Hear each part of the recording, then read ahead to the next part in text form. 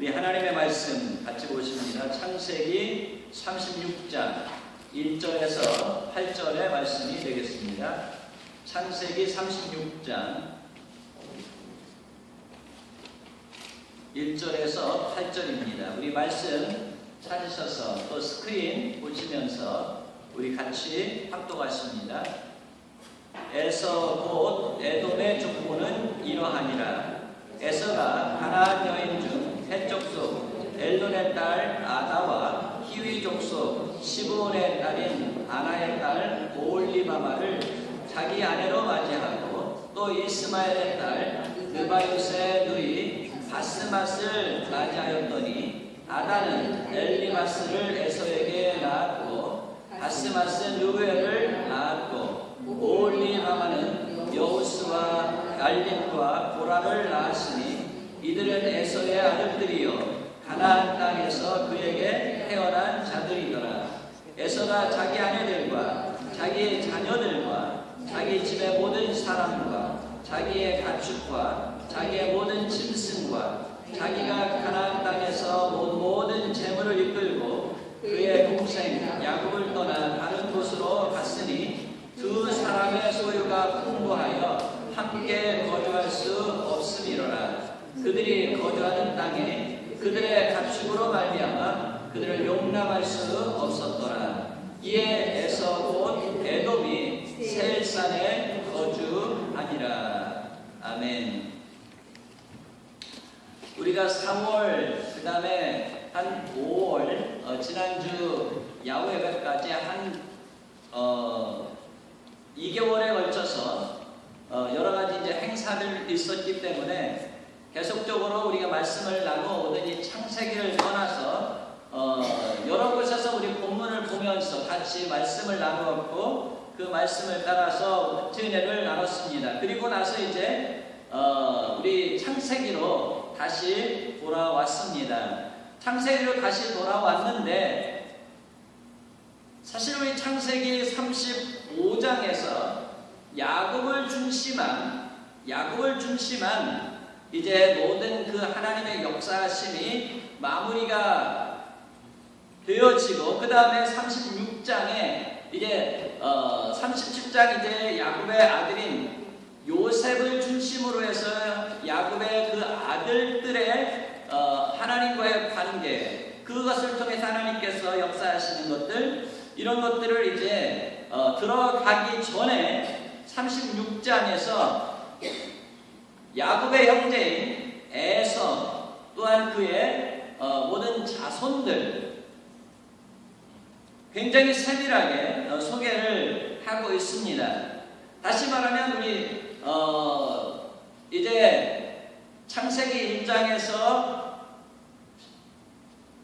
12장 곧 다시 말하면 믿음의 조상인 아브라함이 시작되어지기 전에 이제 노아의 자손들의 족보가 쭉 나옵니다.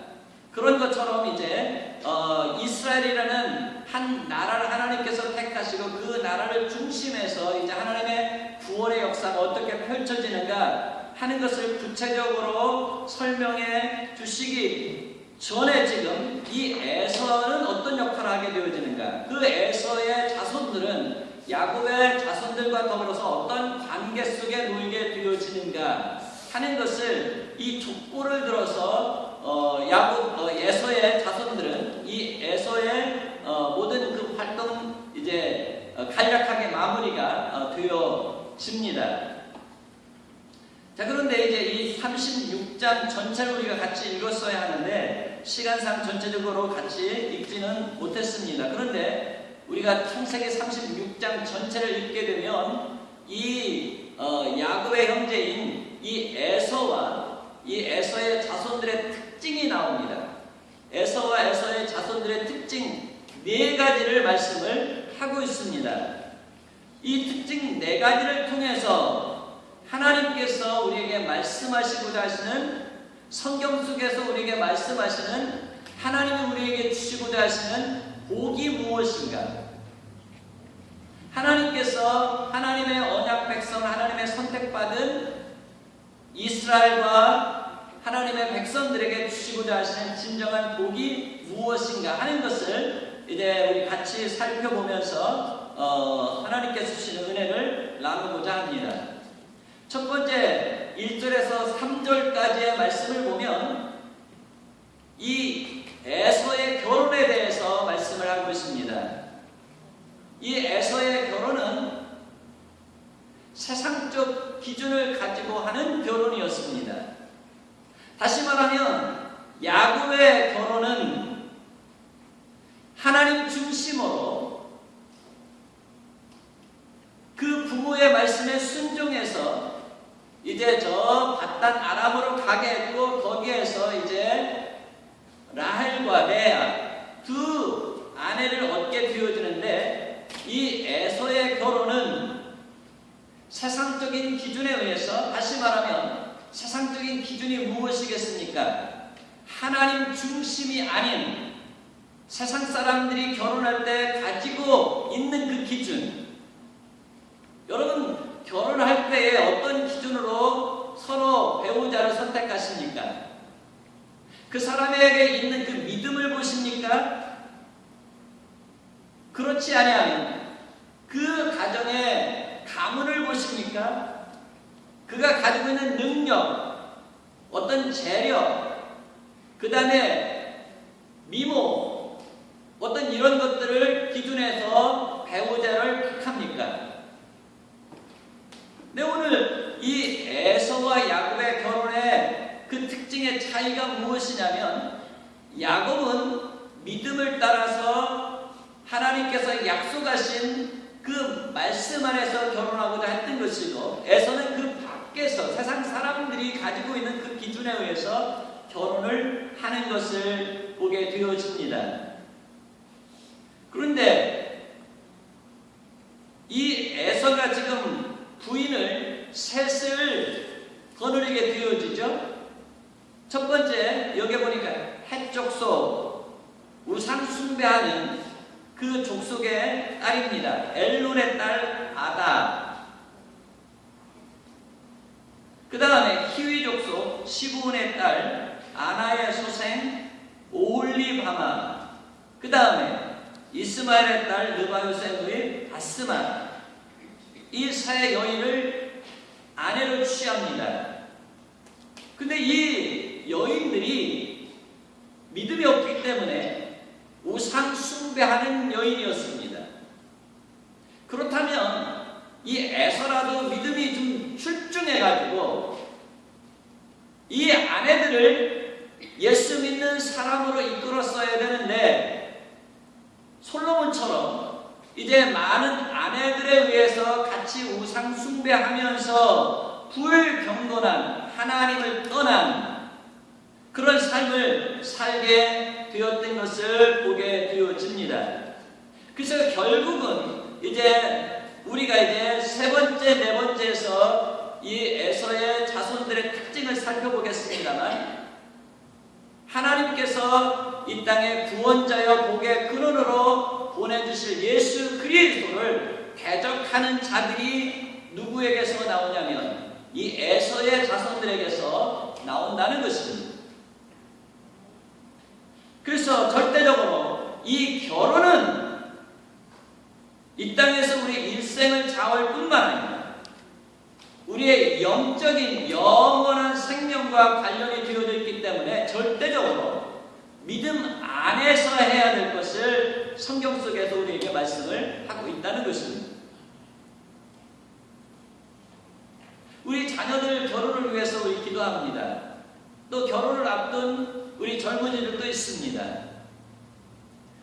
우리 자녀들이 어떤 누구와 결혼을 어떤 기준에 의해서 하기를 원하는지 우리 부모님들이 우리 자녀들의 결혼을 놓고 기도해야 할 것입니다. 또 본인들도 그렇게 기도를 해야 할 것입니다.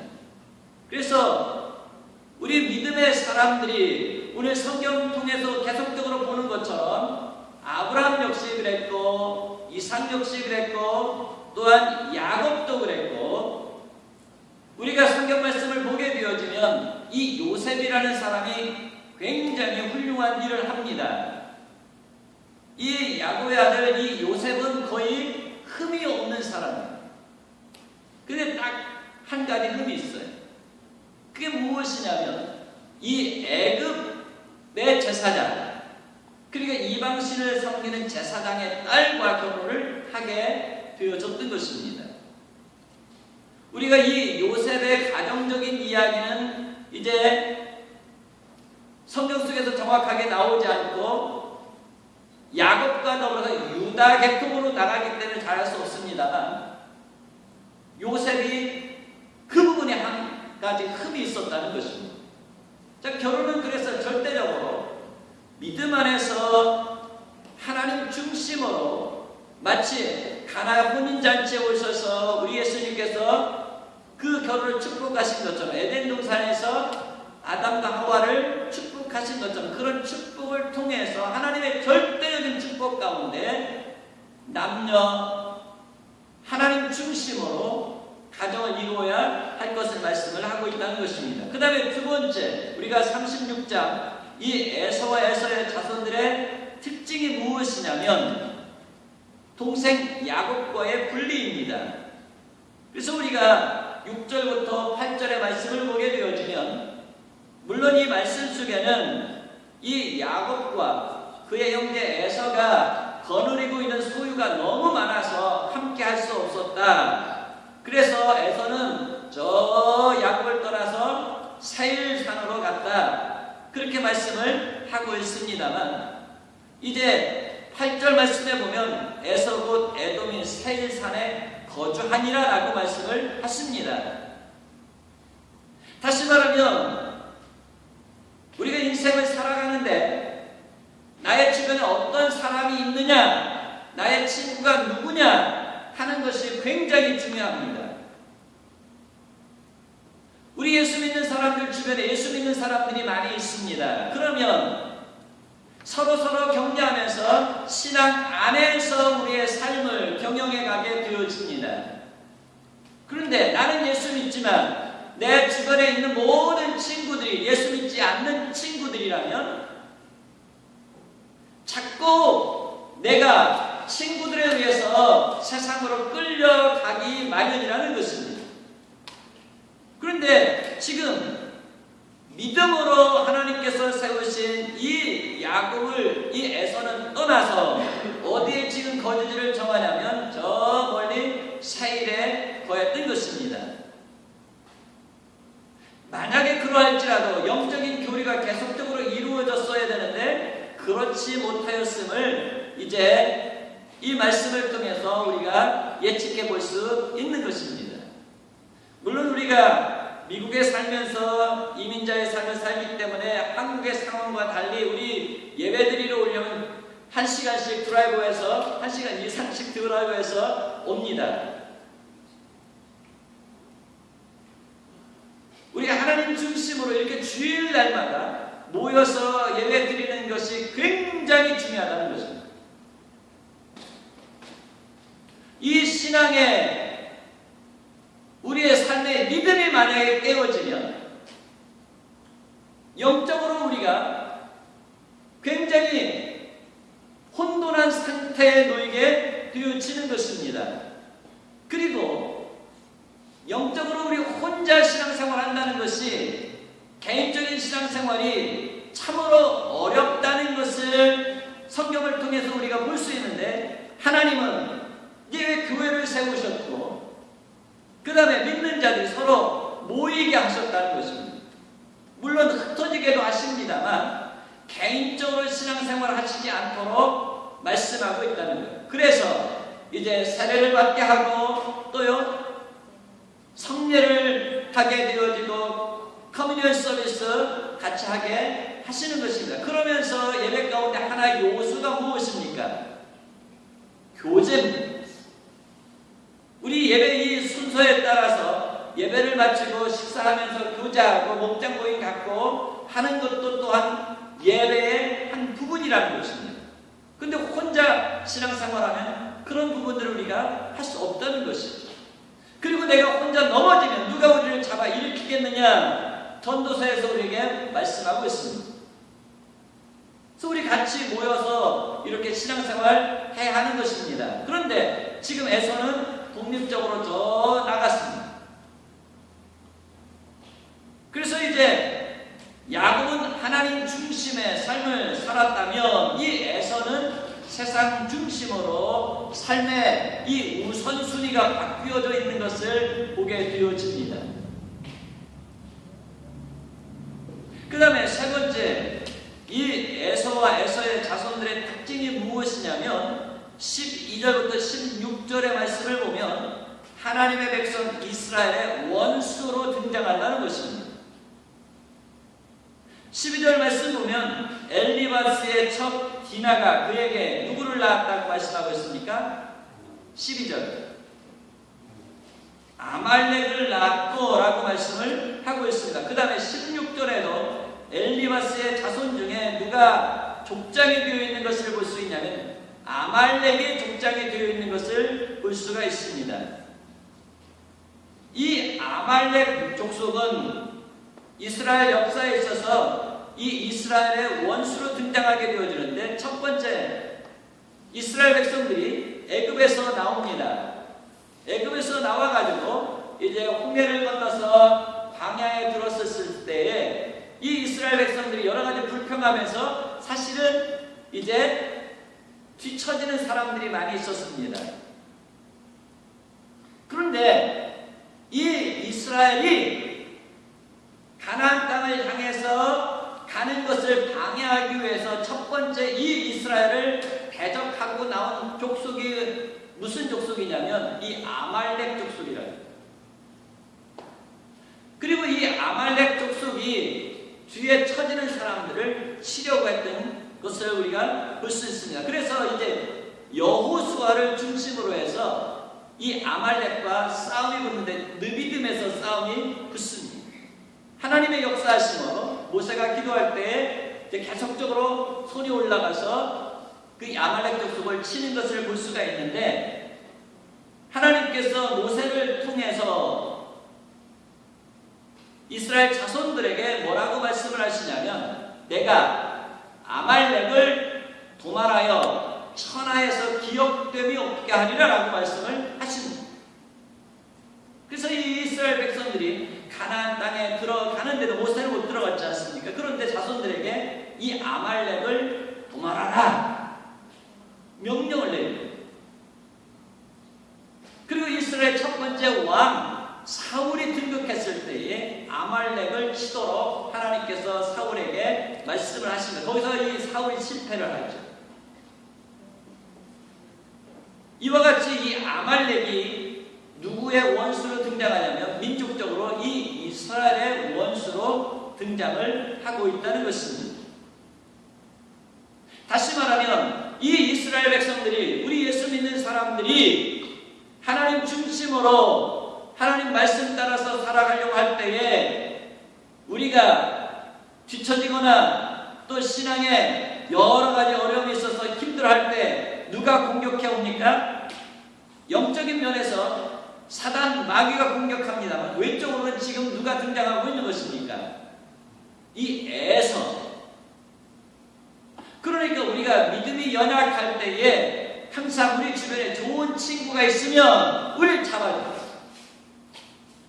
그런데 우리 주변에 믿음의 친구가 없으면 이렇게 공격당한다는 거예요. 다시 말하면 사단의 유혹을 받아서 같이 세상으로 나아가게 하는 것이 바로 이제 이 이스라엘의 원수로 등장하는 이 에돔의 역할을 볼 수가 있다는 것입니다. 그 우리가 절대적으로 하나님 앞에 기도해야 될 것은, 하나님, 나도 다른 사람에게 좋은 신앙인이 되어야겠지만 우리 주변에 참 좋은 신앙인들을 친구로 붙여주십시오 라고 기도하는 것이 하나님의 은혜고 축복이라는 것입니다. 그래서 사실 이게 믿음의 동반자인 믿음의 사람끼리 결혼하는 것이 참 중요하다는 거예요. 그 다음에 네 번째,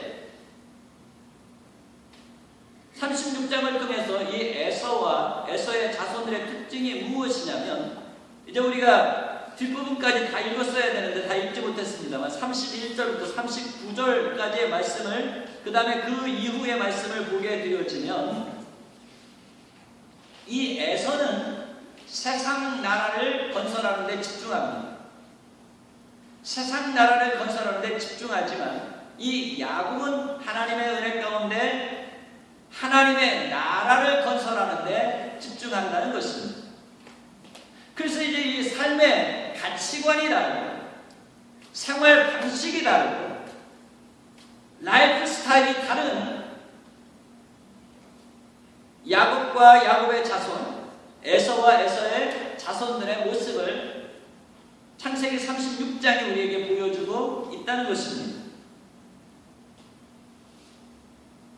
31절 이 말씀을 보게 되면 이스라엘 자손을 다스리는 왕이 있기 전에 에서의 이 자손들은 이미 주변 나라들과 같이 강력한 왕 중심의 왕정체제의 나라를 이루었다는 것입니다. 그래서 왕이 일어나고 왕이 나오고 하는 이 왕이 나왔다, 왕이 세워졌다 하는 말씀을 31절부터 보게 되어지면 8번 반복해서 말씀을 하고 있습니다. 이것은 무엇을 말하냐면 하나님의 언약 가운데 축복을 받은 이 야곱이 이제 에서의 낯을 피하여서 어디로 나아갑니까? 저 밧단 외삼촌 라반의 집에 가서 한 20년 동안 있게 되어집니다. 그런데 이 에서는 이 가나안 땅을 중심으로 해서 힘을 길러서 야곱이 밧단 아람에서 돌아올 때에 야곱을 이제 대적하기 위해서 군사를 데리고 가는데 몇 명을 보내려고 왔습니까? 400명을 데리고. 그러니까 자기 사병이 벌써 400명이 있다는 거예요. 그만큼 한 지역의 군주의 모습을 갖춘 것입니다. 그러니 거기에 뭐가 있겠습니까? 부가 있습니다. 권세가 있습니다. 명예가 있습니다. 모든 것 세상적으로 훌륭한 그만큼 힘이 있는 강력한 사람이 되어 있었던 것입니다. 그리고 나서 이 야곱은 야곱의 자손들과 더불어서 요셉으로 인해서 어디로 들어갑니까? 애굽으로 들어갑니다. 400년 동안 그곳에서 종살이 했습니다. 그런데 이 에서의 자손들은 오늘 말씀해 보는 것처럼 세일 산을 중심으로 해서 우리 권사님 여행 가보셨습니다만 레바논에 그 보면 어때요? 그 왕국이 있는데 누구도 침략하고 찾아가기 어려운 협곡에다가 굴을 파가지고 왕궁을 만들었다. 이 강력한 이 왕궁을 이룬 것이 바로 에서의 자손들입니다. 자, 그런데 400년 동안 이 이스라엘 백성들이 종살이하고 있는 동안에 벌써 8대를 이어서 왕이 되었고 하는 말씀이 8번 나오는 것을 보면 8대를 이어가지고 벌써 강력한 왕정체제를 이루었다는 것입니다. 그러니까 외적으로 보면 정치적, 군사적, 경제적, 교육적, 문화적 모든 면에서 볼 때 야곱과 그 다음에 이 에서는 비교할 가치가 있는 상대가 아니라는 거예요. 그런데 성경은 우리에게 지금 무엇을 말씀하시고자 하냐면 야곱은 하나님께 택함을 받은 자요 진정 복 있는 자라고 말씀하고 있고 에서는 하나님께서 사랑하시지 않았다라고 말씀을 하고 있다는 사실입니다.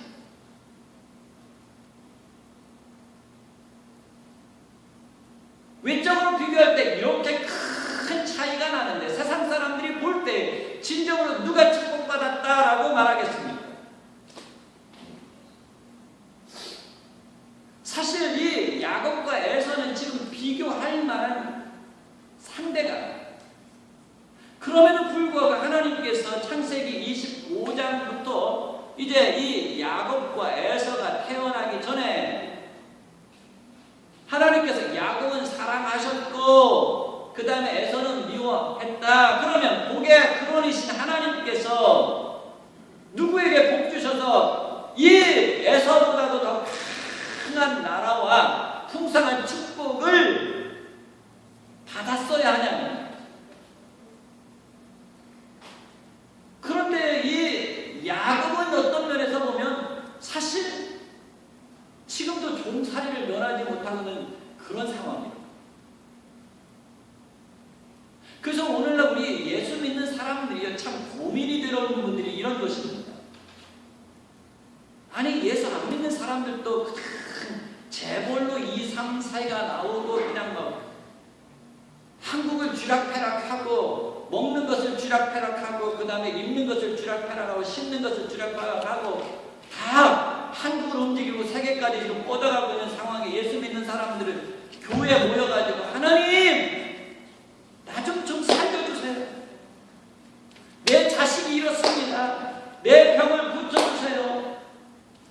이런 기도만 하고 있으니 정말 누가 복 있는 사람이라고, 누가 축복받은 사람이라고 당당하게 나가서 나는 그래도 하나님께 축복받은 사람, 하나님의 언약을 붙들고 있는 사람이라고 외칠 수가 있는 거예요. 내가 만약에 나가가지고 그렇게 이야기하면 뭐라고 그랬어요? 저 사람이 무슨 사건이 있어서 무슨 트라우마가 있거나 그 다음에 조금 정신이 요즘 오락가락 하면서 이렇게 우리 이야기할 수밖에 없다고. 근데 왜 하나님이 그렇게 지금 상대도 안 되는 이 야곱과 에서를 들어가지고 야곱은 복 있는 사람이라고 그러고 이 에서는 복이 없는 사람이라고 말씀을 하고 있느냐 하는 것입니다. 과연 여러분 어떻게 생각하십니까? 하나님의 선택하심이 이 세상에서 누릴 수 있는 모든 축복을 능가한다는 것입니까? 하나님께 선택받은 이 하나님의 자녀라는 이 축복이 세상의 어떤 물질보다도 권세보다도 명예보다도 무엇보다도 모든 것들을 능가하는 복이냐?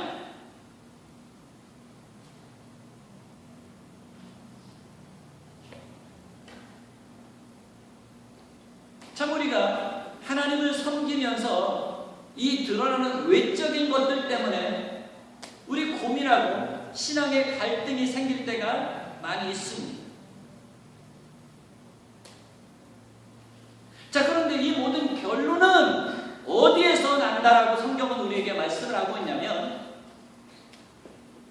그들이 성소에 들어갈 때야 그들의 결국을 알았느니라 라고 말씀을 하십니다. 성소가 무엇입니까? 하나님의 집을 성소라고 합니다. 하나님 앞에 우리가 나아가는 곳이 바로 성소라고 말씀을 합니다. 우리 예배드리는 곳이 하나님 앞에서 예배드리는 것이 성소인데 이 성소에 들어갈 때야 그들의 결국을 알게 되었느니라. 그러니까 진정한 복은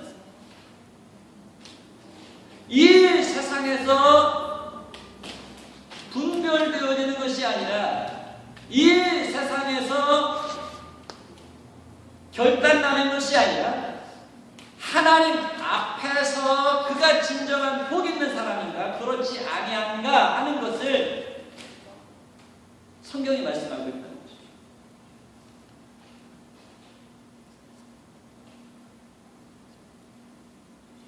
최후의 재판장이신 하나님께서 우리가 이 땅에 사는 동안에 어떠한 삶을 살았는가 하는 것을 밝히 드러내실 그 날이 있다는 것입니다. 그리고 하나님 밖에서 자기 중심적으로 산 그 모든 사람들의 모든 번영과 축복은 오래 가지 못한다고 말씀을 하고 있습니다.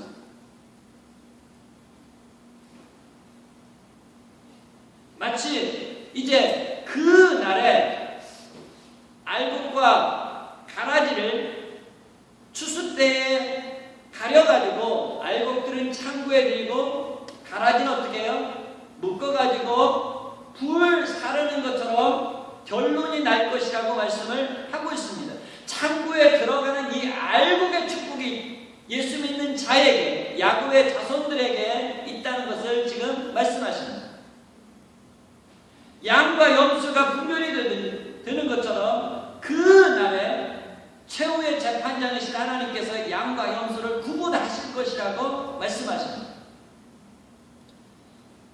그러면서 이제 하나님의 백성, 다시 말하면 야곱과 하나님의 말씀대로 선택을 받은 그 모든 사람들은 의의 왕이여 거룩하신 하나님, 만왕의 왕이여 만주의 주이신 하나님 앞에 기쁨과 감사함으로 찬송하며 나아가지만,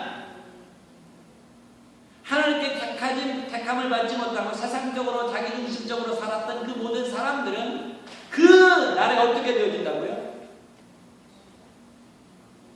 밖에 버리워져 슬피 이를 갈면서 울게 되어질 것이라고 말씀하십니다. 근데 그 시간이 언제까지라고 말씀하십니까?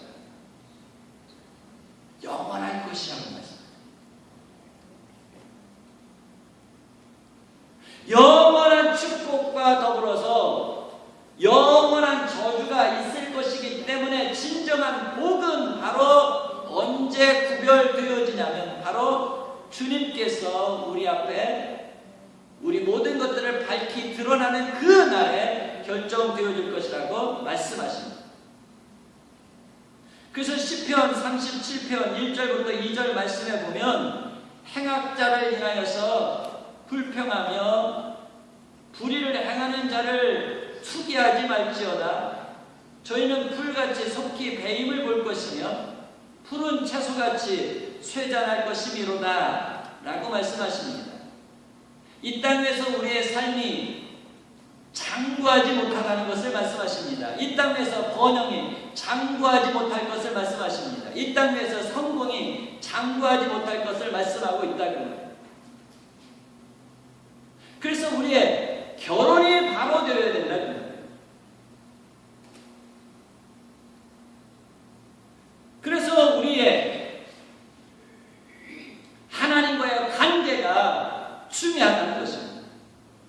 그리고 예수 믿는 사람들끼리 서로 모여서 격려하면서 이 믿음의 행진을 해가는 것이 중요하다는 것입니다.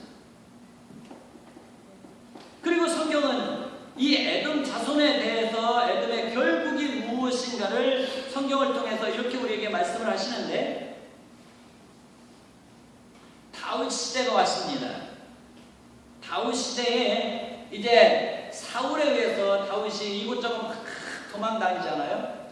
그러다가 높당에 들어가게 되어집니다. 그 높당에 누가 있었냐면 아히멜렉이라는 제사장이 있었습니다. 그 제사장에게 가가지고 떡을 좀 얻어먹고 그 다음에 거기에 다윗이 젊은 날에 블레셋에 누굴 쳤습니까? 골리앗을 쳤죠.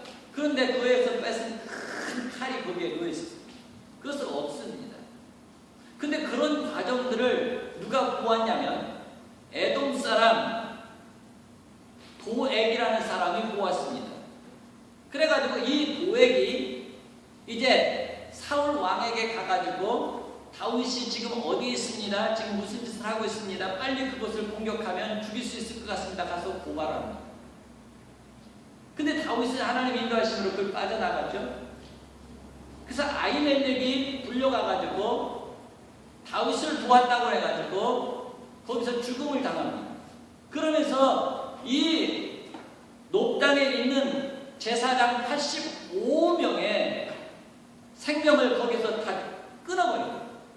그렇게 잔인한 역사가 이제 시작이 되어지는데 누구와 관계 속에서 되어지냐면 바로 이제 이 에돔 자손과 그 다음에 이 다윗도 사실 누구의 자손입니까? 야곱의 자손인데 그래서 계속적으로 이어져 내려갑니다.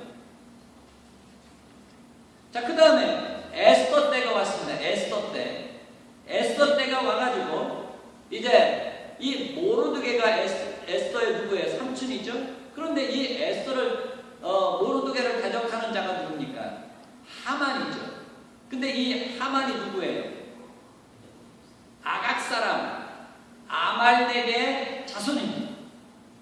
이 아말렉의 이 왕족 중에 하나가 사실 이게 하만 아각 사람. 자, 그래서 사실 이 에스더와 모르드게와 이스라엘 사람 유다 백성 전체를 죽이고자 했던 게 바로 누구예요? 에돔 사람. 그리고 마지막으로 이제 예수 그리스도의 시대에 나아가게 되는데, 예수 그리스도가 사람 육체를 입고 이 땅에 어린아이로 왔을 때 두세 살 밑에 모든 아이들을 다 죽이라고 명령을 내린 자가 누구예요? 헤롯이요. 근데 이 헤롯이 누구 족속이에요? 에돔 족속. 이렇게 이 땅의 복의 근원이시여 우리의 구원자로 오실 그 예수 그리스도가 오시지 못하도록 먼저 그 자손을 다 끊어버리려고 하는 사단의 한 모습으로 앞잡이로 동장하는 사람들이 바로 누구냐면 바로 이 에돔 자손이다. 그래서 하나님 복의 근원이신 하나님 중심으로 우리가 모든 이 성경의 역사와 인류 역사를 볼 때에 하나님을 대적하는 자로, 복의 근원이신 하나님을 대적하는 자로 등장하는 사람들이 바로 이 에돔과 에돔 자손이라. 그러니까 이 사람들은 하나님이 복의 근원이시라면 이 사람들은 복에서 어때요? 뜰 수밖에 없는. 그리고 이제 이 야곱과 야곱의 자손들이 이제 복의 근원이신 하나님께서 주시고자 하시는 복을 이어가게 하시는 것을 보게 되어집니다. 그러니까 모든 성경 속에서 복은, 진정한 복은 누구에게 있다라고 말씀하시냐면 예수 그리스도에게 있다는 거예요. 예수 그리스도. 예수 그리스도 안에 복이 있고 이 예수 그리스도를 의지하는 자가, 예수 그리스도를 믿는 자가 진정한 복된 자이다라고 말씀을 하고 있습니다. 왜 그렇습니까?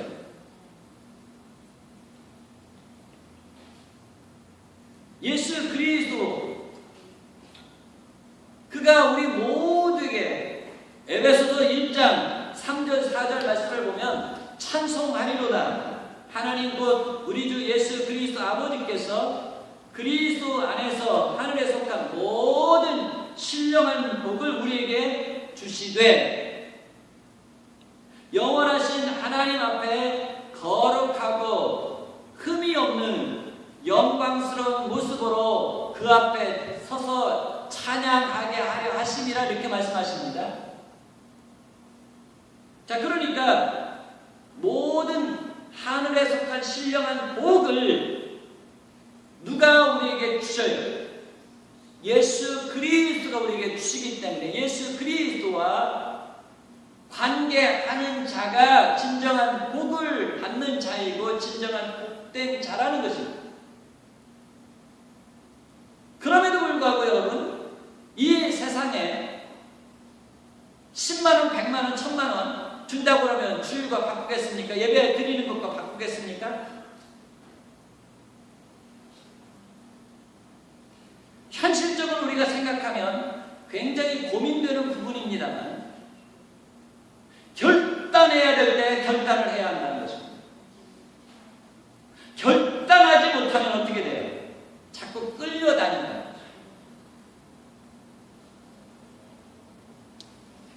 에스더가 자기 백성을 살리기 위해서 결단할 때에 하나님께서 그 민족을 살리시는 역사가 있었다. 다윗이 나와 내 집은 영원히 주님만을 섬기겠습니다.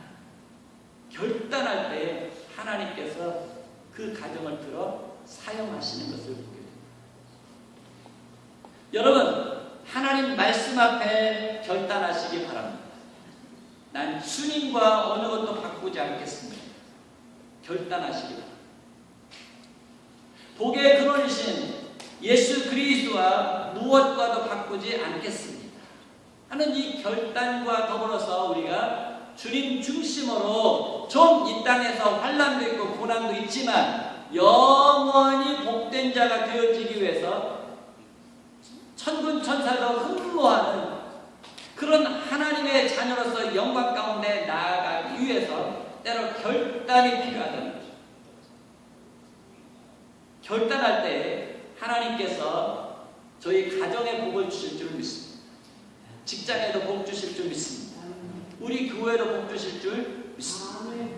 우리 민족도 하나님께서 복되게 해주실 줄을 믿습니다. 우리 미국에 와서 살잖아요. 청교도인들이 102명의 청교도인들이 결단했어요. 하나님께서 신대륙에 정착하게 하시면 이렇게 나라를 사회를 이루리라 결단할 때 하나님께서 복되게 하신 것을 보게 되어집니다. 우리 다 같이 자리에서 일어나셔서 우리 630